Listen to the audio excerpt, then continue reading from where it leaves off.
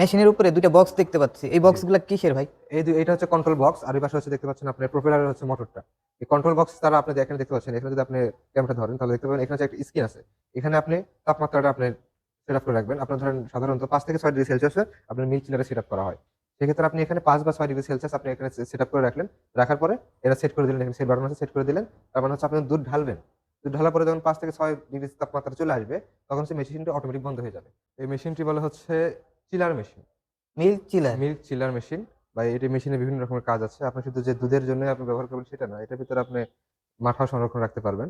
এটা মূলত কাজ হলো দীর্ঘদিন যারা রেখে দুধের বিজনেস করতে চান, যারা দুধের দোকান আছে বা খামার আছে, দুধ বিক্রি হচ্ছে না, ১ দিন, ২ দিন, ৩ দিন বা ৪-৫ দিন আপনি দুধটা রাখতে হচ্ছে, সেক্ষেত্রে হচ্ছে আপনি এই মিল্ক চিলার গুলো ইউজ করতে পারেন।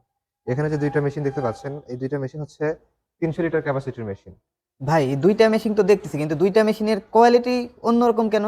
২ টা মেশিনটা হচ্ছে আমাদের একটা নরমাল, মানে আপনার রেগুলার আইটেম করা হয়েছে। যারা রেগুলার আইটেম চায় যে ভাই আমার একটু জাস্ট একটা চিলার হলেই হলো, আমি জাস্ট সেটা করে নেব। আর যারা চায় ভাই একটু হেভি নেব, আমরা একটু মডিফাই করে নেব, একটু হেভি নেব, সেক্ষেত্রে একটা হেভি তৈরি করা হয়েছে। এক্ষেত্রে প্রাইসেরও কিছু ভিন্নতা আছে। ক্যাপাসিটি সেম, শুধু একটা হচ্ছে আপনার রেগুলার আইটেম, একটা হচ্ছে মডিফাই বা হেভি আইটেম।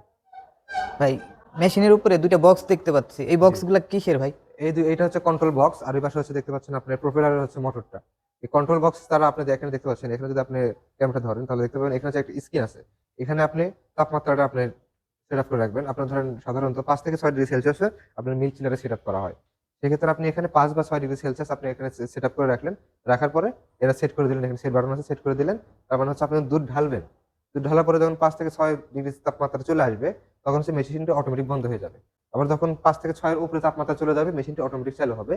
আর এখানে যে প্রপেলারটা দেখতে পাচ্ছেন, এটা হচ্ছে ৫০ আরপিএম এর একটা প্রপেলার। হ্যাঁ? আপনি যখন দুধ দীর্ঘ সময় রাখবেন, ২-৩ ঘন্টা, বা ধরেন আপনি রাতের বেলা রেখে দিলেন, সকালবেলা এখন হচ্ছে আপনি দোকানটা চালু করতেছেন। সেই সময় দেখা যাচ্ছে দুধের ননিগুলো হচ্ছে নিচ দিকে আস্তে, আস্তে চলে যায়। হ্যাঁ? সেক্ষেত্রে প্রপেলারটা অন রাখলে আবার সবগুলো আপনার সেটআপ হয়ে যাবে। আর এখানে মানে এইটার কাজ তো ভিতরে ফ্যান সিস্টেম না? হ্যাঁ, এই ভিতরে ফ্যানটা ঘোরানোর জন্য জি, এটার জি। কাজ। এই যে ভিতরে প্রপেলার আছে দেখতে পাচ্ছেন। এই ধরো এই প্রপেলারটা ঘুরবে। এই প্রপেলারটা ঘুরবে। এখানে দেখতে পাচ্ছেন এখানে সেন্সর দেওয়া আছে। আর আমাদের এই যে শীটটা ব্যবহার করছি আমরা হচ্ছে এসএস ফুড গ্রেড, হ্যাঁ? Food grade. SS food grade, এবং বাইরে হচ্ছে এসএস নন ফুড গ্রেড।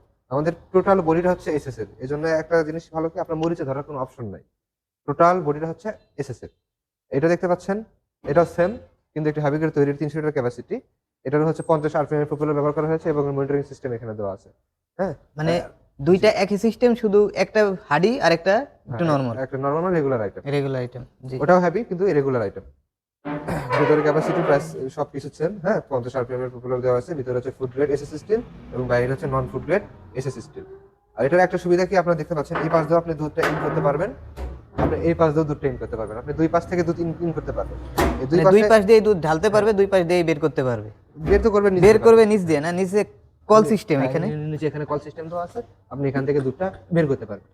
খুব এখানে দুই সুন্দর পাশে, একটা সিস্টেম। মানে দুই পাশে দেওয়ার সিস্টেমটা কি, আপনি যখন পরিষ্কার করবেন সেক্ষেত্রে দেখা যাচ্ছে আপনি এই পাশ দিয়ে পরিষ্কার করা শুরু করলেন, ওই পাশে আপনি হাতটা পৌঁছাচ্ছে না, সেক্ষেত্রে আপনি ওই পাশ দিয়ে পরিষ্কার করতে পারবেন।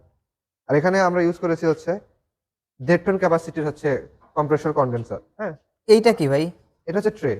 এটা ট্রে যারা হচ্ছে প্যাকেজিং করতে চায়, দুধ প্যাকেজিং যারা করতে চায়, সেক্ষেত্রে তাদের দেখা যাচ্ছে এখান থেকে দুধ নিলে স্টোরে একটা জায়গার প্রয়োজন হচ্ছে। মানে এই ট্রেটা দিছেন তো এই মেশিনের সঙ্গে শুধু, তাই না? শুধু এই মেশিনের সঙ্গে দিচ্ছি। আরো যারা চান যে আমরা ট্রে নেবো, সেক্ষেত্রে কিছু প্রাইস এড করলে আপনারা ট্রে পাবেন। এটা হচ্ছে কি, আপনার জায়গাটা সেভ করবে। আপনার চিলার মেশিনটা প্রায় আপনার হচ্ছে ৬ থেকে ৭ ফুট জায়গা নিয়ে আছে। এক্ষেত্রে আপনি যদি দুধ প্যাকেজিং করতে চান, এখানে একটা ট্রে বসালেন উপরে, হ্যাঁ? উপরে ট্রেটা বসালেন, এখানে আপনি যে দুধ প্যাকেজিং করতে পারবেন। এখানে দুধ প্যাকেজিং করে আপনি মার্কেটে সেল দিতে পারবেন। তো প্রিয় দর্শক, দেখে নিলেন আমাদের ভাইটি খুব সুন্দরভাবে বুঝিয়ে দিল আমাদের। তো পরবর্তী ভিডিওর জন্য আমাদের সাথেই থাকুন, আমাদের ভিডিওর বেল আইকনটি বাজিয়ে দিন। আসসালামু আলাইকুম।